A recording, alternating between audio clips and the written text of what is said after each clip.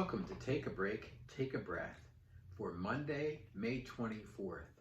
I'm Rick Boyer, the pastor of Prospect Presbyterian Church, and Take a Break, Take a Breath is an invitation for you to pause and rest, to stop all the running around and all the tasks and all the frenetic activity, to just breathe and be centered in God who made you and loves you and knows you even better than you know yourself.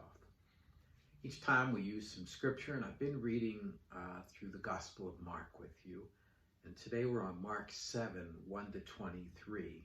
Mark 7 is a controversy story. It's of Jesus and the religious authorities of his time getting into a conflict. And the particular thing that sparks this conflict is Jesus' disciples eating without washing their hands. And boy, we can see how that might happen given what we've been through in the past 15 months.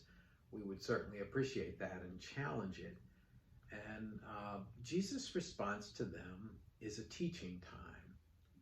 And it is a teaching time in which he suggests, and it goes back and forth, this teaching time, it's dialogical.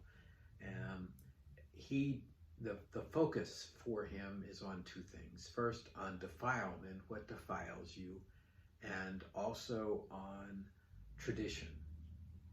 He's critical of tradition, but not tossing it. He reminds us that we have to focus on the intent of the scriptures and the intent of what God teaches us in the law and the commandments. But what has happened in that day is they built a tradition around those laws, which put a fence around it so that you wouldn't inadvertently break a commandment. And that became harsh and hard and burdensome. In addition, they went overboard in terms of their dietary habits. And Jesus criticizes that by saying, or critiques it more correctly, by saying it's not what goes in to a person that defiles them, it's what comes out. The disciples ask, what does that mean? And he says, well, don't you understand? The food you put in goes into the stomach and out through the sewer. It comes in through the mouth, down to the stomach, and out through the sewer. But what comes out comes from the heart. He invites us then to consider in both of these what's in our heart, what really matters. I chose as a focus verse 8, you abandon the commandments of God and hold to human tradition. So I invite you to go to a quiet place in your house if you haven't already done so, and to settle into a chair or spread out on the floor or stretch yourself out on a couch, to get comfortable and to feel the support of whatever you're on. Allow the muscles to relax. To close your eyes and to take a deep breath. And as you breathe in the breath of God.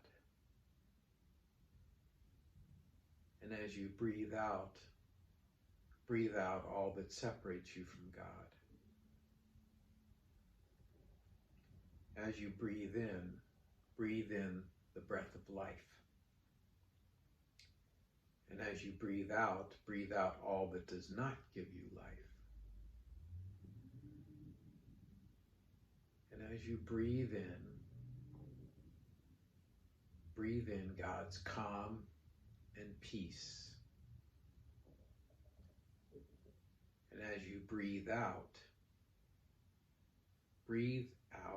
all of your worries and your fears and your anxieties.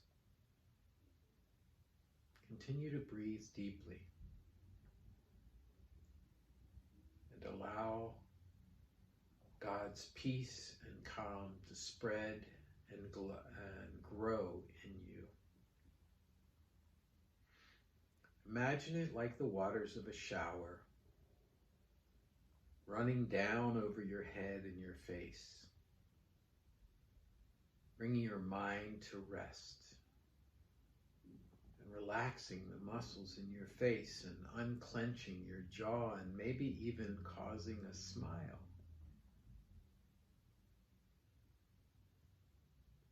As it runs down over your neck, the peace of God comes to your neck, and the tension and the tightness in your neck muscles relaxes. And it runs down your shoulders and your arms to the tips of your fingers, and you open your hands and receive the love and grace and peace of God.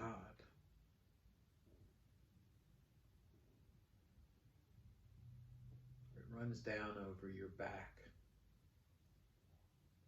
and all of the burdens that have been weighing you down and giving you a sore back are lifted.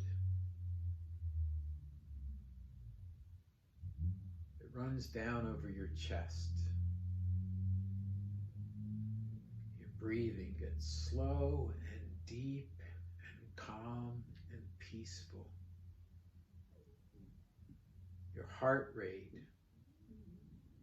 slows to a resting pace. It runs down over your stomach. And the butterflies that have been bouncing around in your stomach, they are still and calm. It runs down your legs to the tips of your toes. The muscles in your legs are renewed and refreshed after all of the scurrying back and forth all day.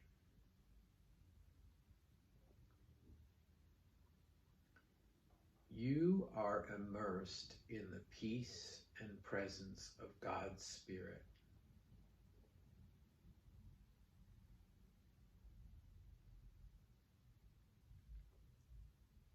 In the quiet of this moment, imagine yourself in a library, a great, beautiful library, lots of different rooms. You walk into one room and the walls are lined with bookshelves. There are leather chairs and a rich, deep carpeting, colored carpet on the floor. The lighting is perfect for reading.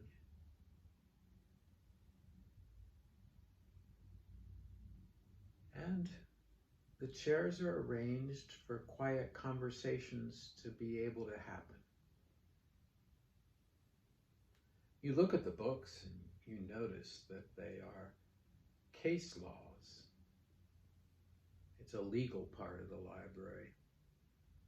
It's the tradition of our court system. Human tradition. Of course, the laws of the land are human as well. You sit down to think about that and Jesus' teaching about the difference between what is outside coming in and what comes from the inside and goes out, and what is in and on our hearts, and what is the heart of the law.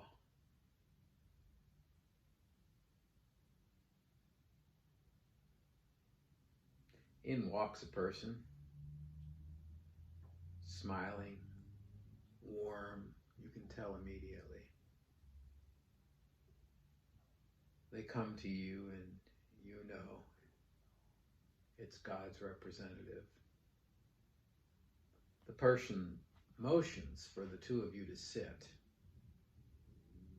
to talk. What's on your heart? What do you need to let go of?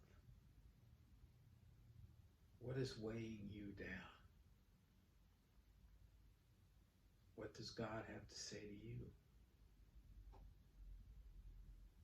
I'll be quiet while the two of you talk.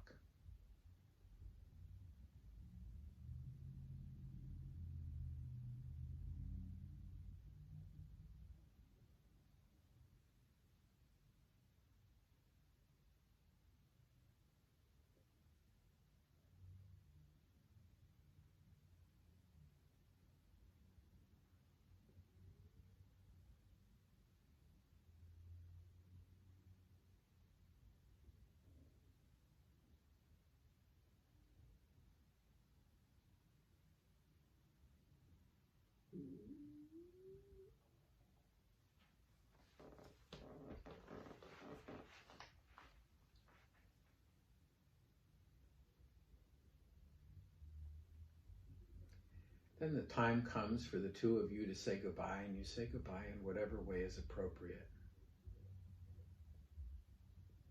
And you allow that image to fade away. And you bring yourself back to the room where you are. And when you're ready, you open your eyes. Let's take a break, take a breath for Monday, May 24th. You may have noticed that the color on the table has changed to green. We're now in the season of ordinary time, and I try to change it to fit the other things that are happening in the life of the church, and there are many. If you want to check them out, go to prospectchurch.org and see the things that are different happening there. There are recordings of stories that our Christian educator tells, Rita, my wife. There are recordings besides the Take a Break, Take a Breath. There are recordings of the Sunday morning services and information about other ministries of the church, and even places to make a gift if you would like to do that.